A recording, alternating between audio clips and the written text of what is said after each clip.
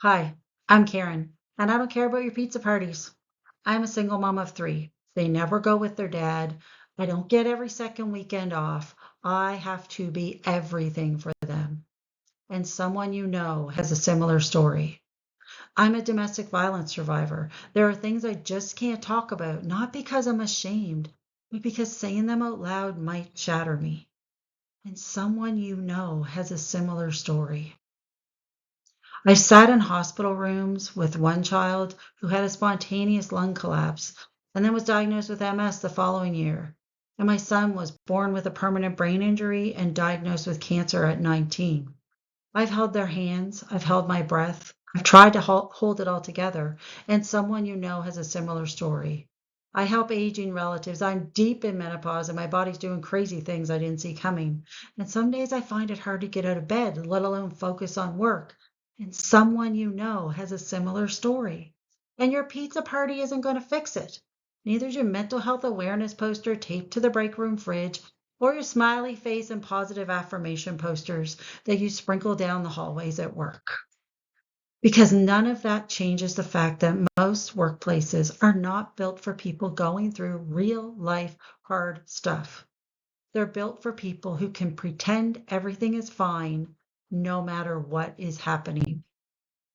Let me say that louder. Work isn't designed, for people carrying grief or trauma or caregiving or invisible illness. Most workplaces run on the model of, we're going to keep breaking you, but we'll do it nicely. And yet, those are the people who show up.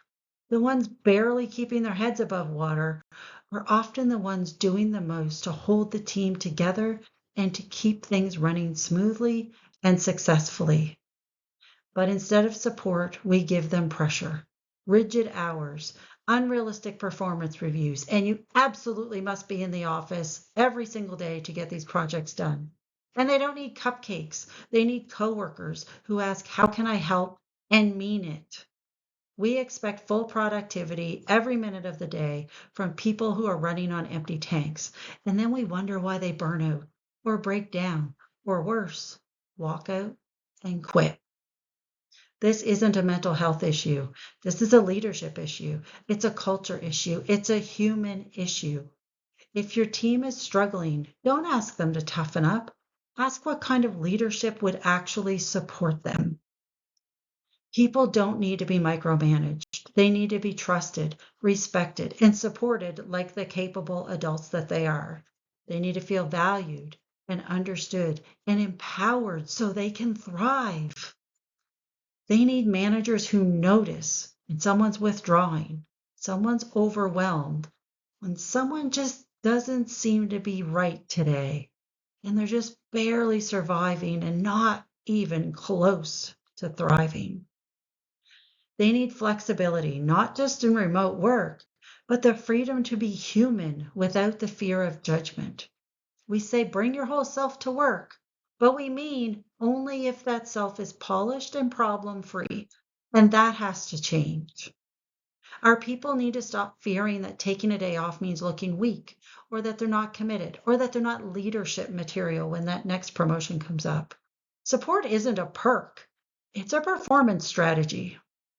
Because if your workplace only works for people whose lives are perfect, you don't have a workplace. Instead, you have a theater, you have a performance. And loyalty doesn't come from bonuses. It comes from being believed, supported, and seen. So we have to stop punishing people for being human and stop glorifying overwork and stop celebrating the ones who power through no matter what. People aren't asking for a miracle. They're asking for basic human decency in the workplace. So instead, let's normalize some real conversations like, hey, I'm struggling today. Thanks for letting me know. Take what you need.